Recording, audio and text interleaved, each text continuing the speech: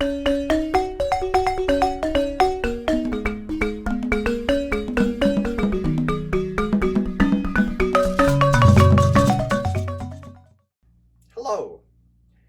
I'm going to tell a humorous story by Colin Nissan. It was published in the New Yorker in 2015. Please don't be put off by the title of this story, which might make it sound a little bit scary. I assure you, this is not a scary story. So, the scariest story ever told. At the end of a quiet road, behind a veil of twisted black oak trees, there was a house. A woman lived there. On bitter cold nights like this one, she sat by the fire and read until she grew tired enough for sleep. But on this night, as her eyelids grew heavy, she was startled by a sound she was not accustomed to hearing these days. Who could be calling, she wondered, and this late? She rose from her chair and picked up the phone. "Hello." "I'm going to kill you," said a man with a deep voice. "Who is this?" No answer. "Who is this?" There was a click and then silence. The woman quickly dialed the police and explained what had happened. The officer asked her to wait while he traced the call. After a few moments, he said, "The call is coming from inside your house." "That doesn't make any sense. How could somebody be inside my house?" The officer replied, "He probably broke in." "Oh yeah, I guess that makes sense." He continued, "That's not all. I'm not really a police officer." "You're not?" "No, I'm the killer guy from before. I never actually hung up." "But I heard a click." The man on the phone made a clicking sound with his tongue. "Like that?" he asked. "Wow, that's really good." "Thanks," said the man on the phone. "So, are you really inside my house?" "Yeah, totally." "Where?" The man's breathing grew heavier. "I like your hair." "Wait, you can see me?" "Yes." "Wait, you like my hair?"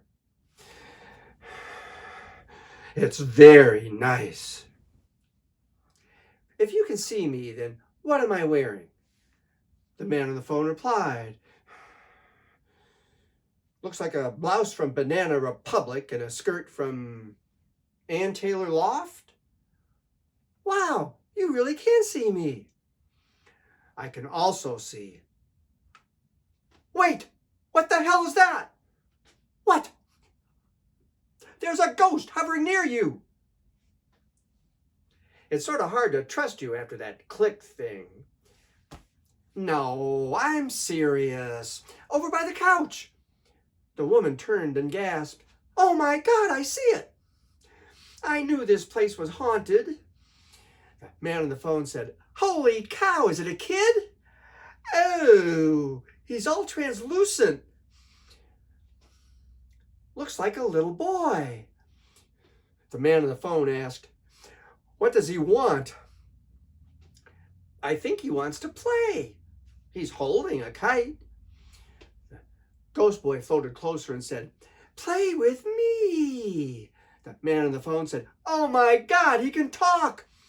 The ghost boy repeated, "Play with me." The man on the phone said, "No, thank you."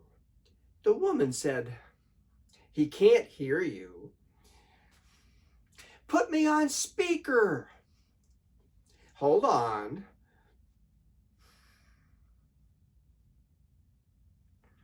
"Try now." The man on the phone said, "We do not want to play with you, okay, kiddo? Just run along." The ghost boy said, "Why? Playing is fun." The man on the phone replied, "No, it's not." The ghost boy turned to the woman. "Who are you? And why are you in my house?" The woman explained, "Oh, I'm Ellen. I actually live here now. And the voice you're hearing over the phone is..." Then speaking into the phone, she said, "I didn't get your name." The man on the phone said reluctantly, "It's, Douglas." Ellen explained, "Douglas is hiding in here somewhere to kill me. Right, Douglas?" "That was the plan." The ghost boy said, "Wow, and you guys are afraid of a kid with a kite?" "A dead kid with a kite," said Douglas. There was a heavy silence for several moments.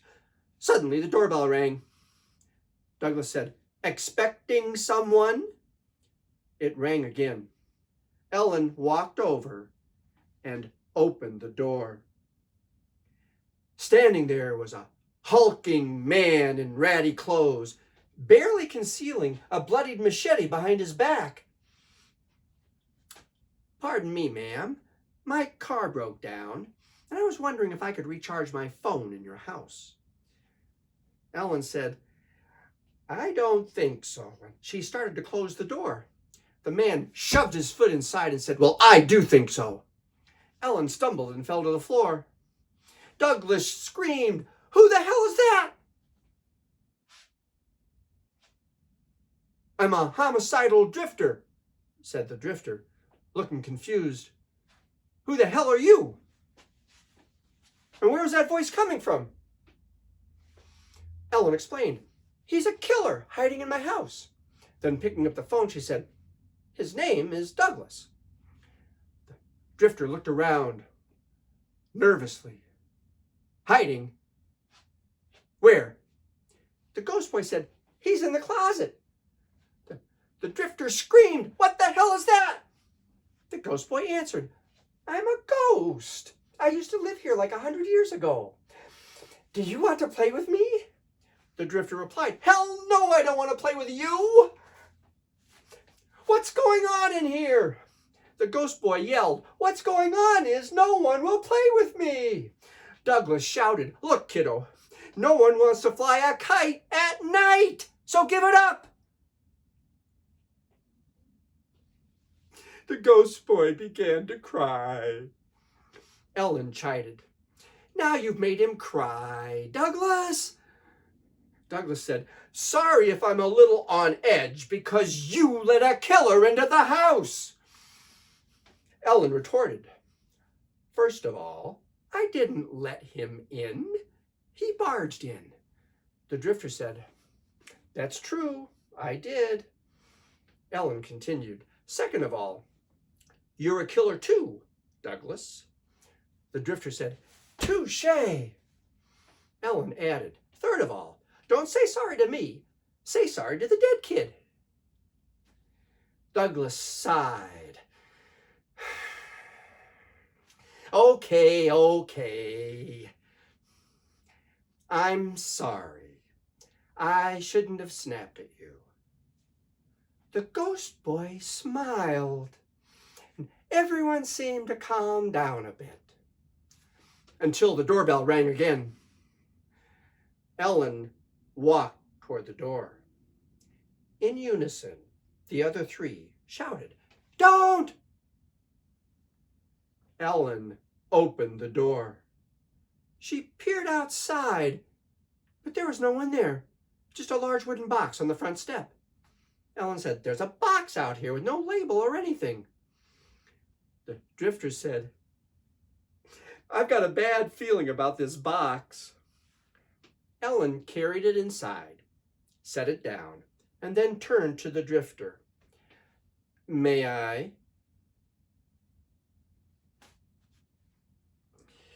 The drifter wiped his machete on his pants and handed it to Ellen. Ellen popped open the top of the box, reached in, and pulled out a tattered clown doll with a sinister grin. "What is it?" shouted Douglas through the phone. Ellen answered, Looks like a tattered clown doll with a sinister grin. The ghost boy whined, "I don't want to play with a clown doll," and he began to cry. The drifter said, "Why don't we just put this thing back in the box before it gives us all nightmares? Okay?" Ellen said, "Look, there's a string," and she began to pull the string before anyone could object. The clown began to wheeze. Its eyes shifted from side to side, and an eerily cheerful tune emanated from its open mouth. "Welcome to my circus of fun. There's no place to hide, there's no place to run. You're all my guests inside the big top. I'm going to kill you all." Basically, the clown let out a terrible cackle. Douglas said, "I'm really psyched that you pulled the string, Ellen. I mean, come on." The ghost boy asked, "What did the clown mean?" The drifter replied, "I think he was pretty clear. He's going to kill us all." Basically, Ellen asked, "How is a doll going to kill us?" Each of them silently surveyed the room in anticipation. Suddenly, the lights went out.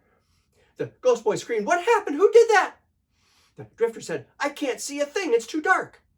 Through the darkness, Ellen let out a cry. "Oh no!" Douglas screamed, "Ellen, what is it?" The drifter said, with his voice shaking, "It's the clown. It must have killed her. And we're next." The ghost boy sobbed, "He killed Ellen." Seconds later, the lights flickered back on. Ellen was still very much alive, and she raised her hands to her face. "My stupid contact lens slid out of place," she said, spreading her eyelids apart and poking at her pupil. "It's so annoying." The drifter gagged. "Oh, please don't do that." Douglas asked, with dread in his voice, "What's she doing?" The ghost boy was wincing as he answered, "She's touching her actual eyeball with her actual finger." Ellen maneuvered her finger deeper into her eye and explained, "It's a real slippery one. I can't get a grip on it." Douglas squirmed. "Oh my God, that is so vile." The drifter raised his hand to his fist to his mouth with a grimace as Ellen pressed her thumb against her wet, quivering eyeball for leverage. "Ugh, now I think it's folded up under my eyelid." Then, stretching out her eyelid, she asked, "Can someone look and tell me if they can see it?" There was a click from the phone. Ellen asked, "Douglas, was that a real click?" The ghost boy faded into the wall, saying, "I'm out of here." "Ghost boy?" said Ellen. Then she heard the front door opening behind her. "Drifter, you too?" The drifter turned toward her with a dazed look. "I hate this place." Then he dropped the machete from his limp hand and walked into the darkness.